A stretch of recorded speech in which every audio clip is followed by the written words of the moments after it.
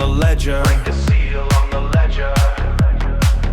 With a bow made of bone and a crown of tarnished gold, he rides into the halls where the tea grows cold, and the popcorn sits unating in the silver bowls. The Red Rider follows with a blade long and heavy to cut the wires that hold the elite in their seats. The walls of sweat and blood onto the maps of Italy, where 80% of the dust is owned by 20% of the beats. Owned by 20% of the beats. When will the horsemen cometh to disgorge the stolen heap? They disgorge the stolen heap. They come to reap the harvest that the few refuse to share. The few refuse to share. Leveling the towers until the ground is bare. The horseman cometh while the people and stare. The horseman cometh while the people sit and stare. The black horse holds the scales that weigh the empty bellies. That way the empty bellies.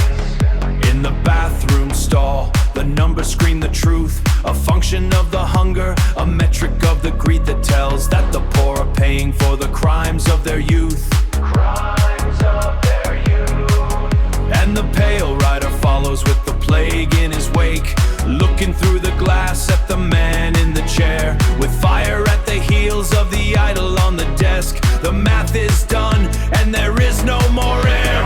See the rubber band drawn back until the sinew snap. The 80-20 ratio is a trigger in the trap. The lowest sex was England in the year of the Great War, a 3% holding everything while the rest were sent to slaughter. Can you hear the band tighten? Can you feel the tension crawl? Can you hear it snap? Can you hear the sound of the world's final fall? Snap! When will the horsemen cometh to disgorge the stolen heap? They come to reap the harvest that the few refuse to share. Leveling the towers until the ground is bare. The horseman cometh while the people let him stare. The horseman cometh while the people sit and stare. The math is final, the horses are here. Watch the video to see what comes next. The leveling has begun. Welcome back to the fourth wall. I am Elizabeth, your omniscient narrator.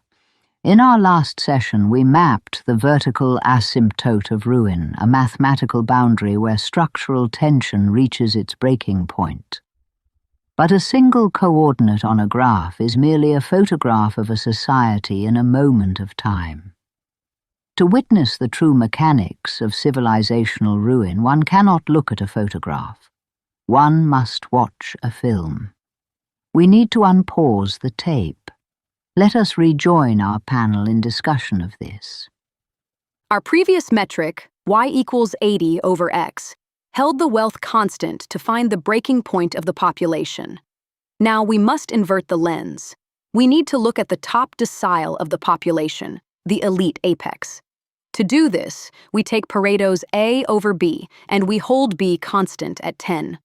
This gives us the function y equals A over 10. But epistemologically, a static function still leaves us blind to momentum. If we want to know when the rubber band snaps, we cannot just measure the tension once. We must convert this into a time series, y equals f of t. We must track Pareto's A, the amount of wealth hoarded by that top 10%, year by year. When we plot y equals f of t for the United States from 1850 to today, we generate a time-lapse image of the pressure on the societal rubber band, and the data forms a terrifying mountain. A mountain of prosperity, you mean? Look at the late 1920s on that timeline. The stock market was booming, industry was roaring. That wasn't pressure, that was peak American success. Sure, 1929 had a market correction, but the system works. That wasn't a market correction, Greg. That was the arrival of the horseman. Look at the time lapse. By 1929, the top 10% had hoarded over 85% of the total wealth and over 90% of the productive wealth. The rubber band was stretched to its absolute physical limit. The 1929 peak is exactly where the asymptote snapped. Logically, a system pushed to mathematical infinity must violently revert to the mean. The tension had to be released. and it was released in blood and ruin. From 1930 to 1945, the Great Depression and the mass mobilization of World War II forced a massive disgorgement of elite wealth.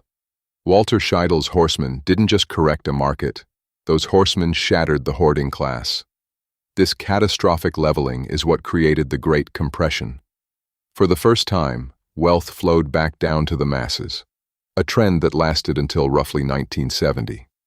And out of that very specific, historically rare compression, a new economic species was accidentally born. Yes, Constance.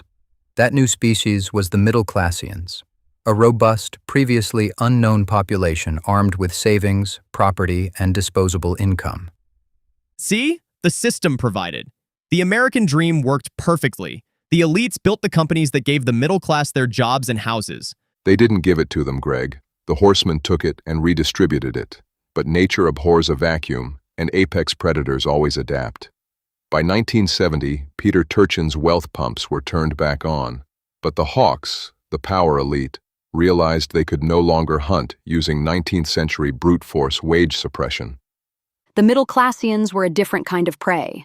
They had legal protections, they had equity, so the predators had engineered entirely new plumbing. Precisely. To harvest the middle-classians, the hawks attached new siphons directly into the necessities of modern life. Hyperinflated housing, exorbitant health care, child care. They let the middle-classians keep their nominal wages, but pumped the actual wealth straight out of their pockets through debt and inflated asset costs. Look at the time series from 1980 to today. The mountain is rising again. We are stretching the rubber band right back to the breaking point.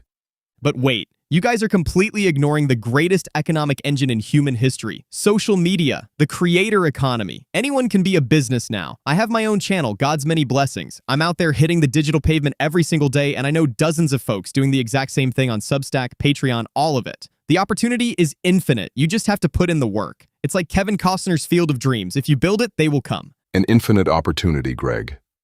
Tell me, after all that pavement pounding, how much has God's Many Blessings actually earned this year?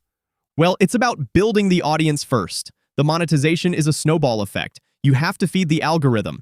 But to answer your question, this year I brought in about $7. $7? For a year of labor? Did you bother to calculate what that works out to be per hour? It's more like Elon Musk's X platform and YouTube and the rest. If you build it, they won't pay. But wait, I'm the only one in my entire circle of creator friends who has actually moved the money meter at all. The rest of them are just building their foundation. It takes time. $7, Greg.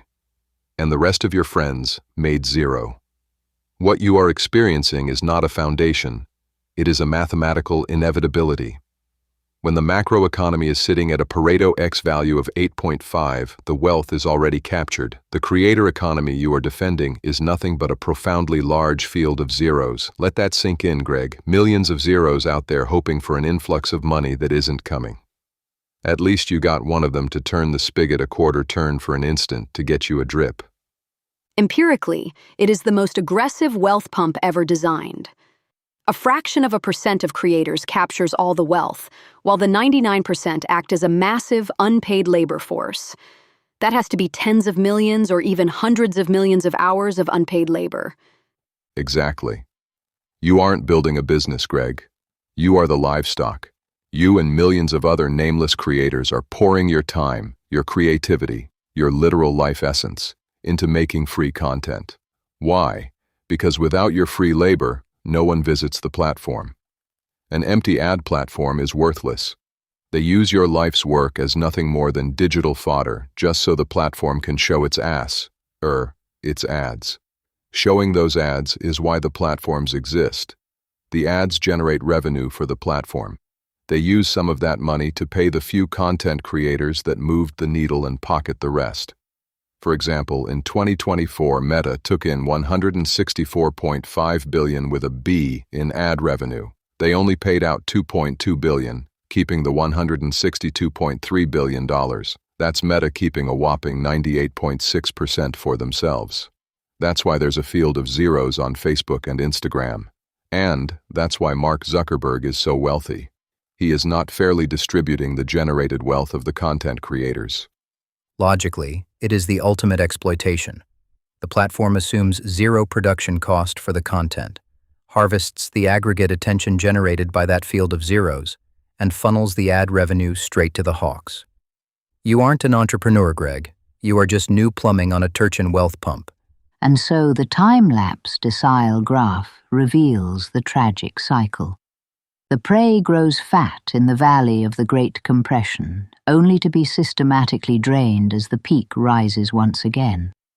The plumbing is hidden, but the mathematics of the harvest are undeniable, including the promises of wealth for content creators on social media. We have seen the predator's traps. But how exactly do these siphons warp our perception of national health? That is a question for our next inquiry. Good evening from the fourth wall. A mortgage out of reach, too many liens. Emptying my pockets just to pay my bills. I feel like Jack's mother throwing out the beans. The clinic costs drain me, but I need those pills. Sucking you dry, sucking you dry. Day and night, your savings cry. Debts and fees for so many things.